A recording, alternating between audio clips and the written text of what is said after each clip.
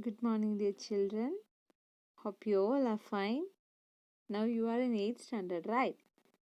So today we are starting history, chapter number 2, from trade to territory. In this chapter, we will be talking about Britishers, how they started with the trade and then how they expanded their empire. Aurangzeb, he was the last non-powerful Mughal ruler. He established control over a very large part.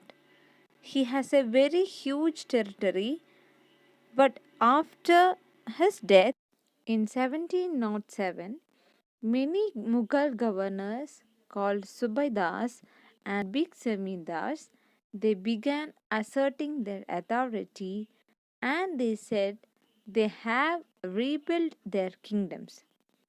Delhi was the effective center, and by the second half of the century, a new power was emerging in the political scenario. And they were Britishers. They came for trading and they were very relevant to acquire territories. We can see how these Britishers came into power. When the Britishers came to India, their sole purpose was trade. Now we can have a look how did they move from trade to territory would be discussed in this class. Now I want you to take this class more of a story so that it will become more interesting. It all started with the Mughal emperor, and the last most powerful Mughal emperor was Aurangzeb. After that, he was no powerful one emperor that came to power, and the power of the Mughal slowly started to dissolve. It was during that time that the company was gaining strength in India. The company first came into India was chartered signed with Queen Elizabeth. With this agreement, the East India Company started their factories in India.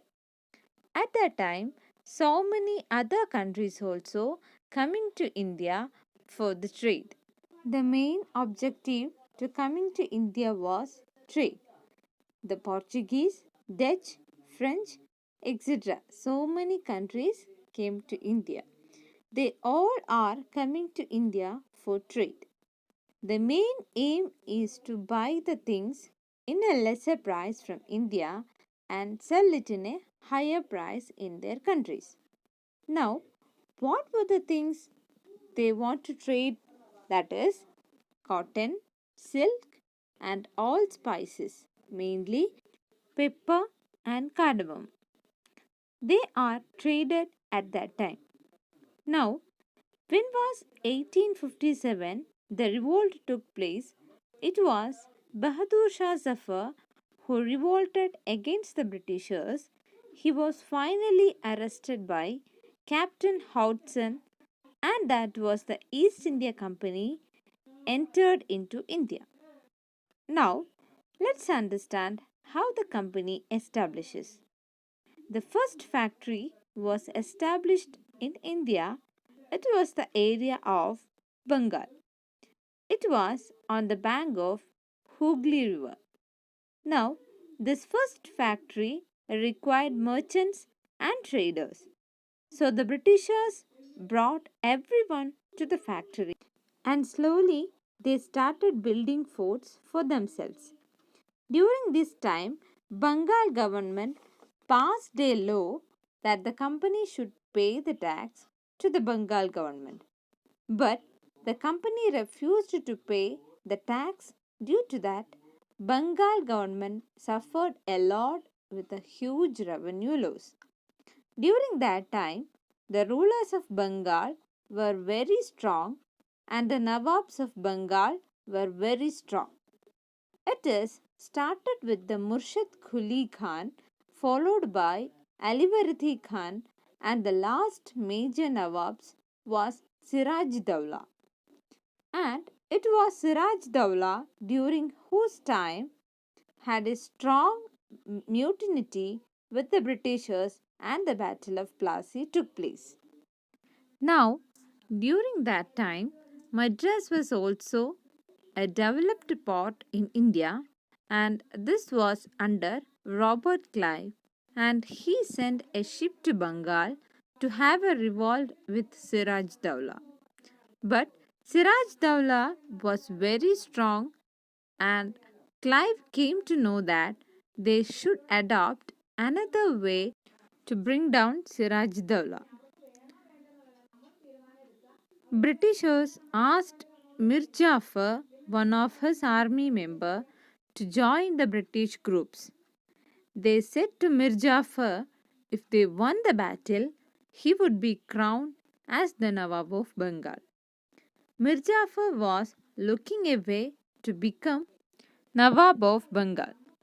So, when he finally the Battle of Plassey took place, what Mir Jafar done was he helped the Britishers in the battle, and finally Siraj Dowlah was assassinated. And Mir Jafar became the Nawab of Bengal, but this Mir Jafar was a puppet ruler because he was working under the Britishers.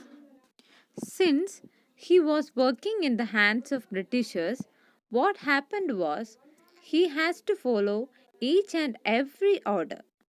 Once he became the Nawab, he felt that why should I follow each and every order that has been given to me? So he protested against the Britishers. When he protested, he was thrown out of, and Mir Qasim was brought to crown. Mir Qasim was another puppet ruler. Slowly, he also felt that I should revolt, and Mir Qasim fought against the Britishers at the Battle of Buxar. In this battle, Mir Qasim was defeated and Britishers restarted Mir Jafar back to throne. After the death of Mir Jafar, Robert Clive announced that Britishers would be their own Nawabs, would not have any other Nawab ruler from India. So, it was at this point that they decided that we should not only trade, we should hold the whole territory. While holding the territory, we will have the full revenue to us. Since now all the revenue is in our hands, he won't bother to look back again or ask money to anyone or any divan to maintain our army. The thing was, they have the control all over the Bengal and all revenue of the Bengal. Finally, they created a scenario they did not require a penny from their motherland. So, they became self sufficient. This was Robert Clive, who came from Madras to Bengal, was who initially came at the age of 18 years when he left India, and he had a vast area of force and 4 lakh pound of wealth. When Britishers interrogated or cross-examined Clive, he was found culprit and he committed suicide. Not only Robert Clive, many such Britishers came into India with the mind of looting the wealth from India and went back to their own countries. So they were called themselves as Nabobs.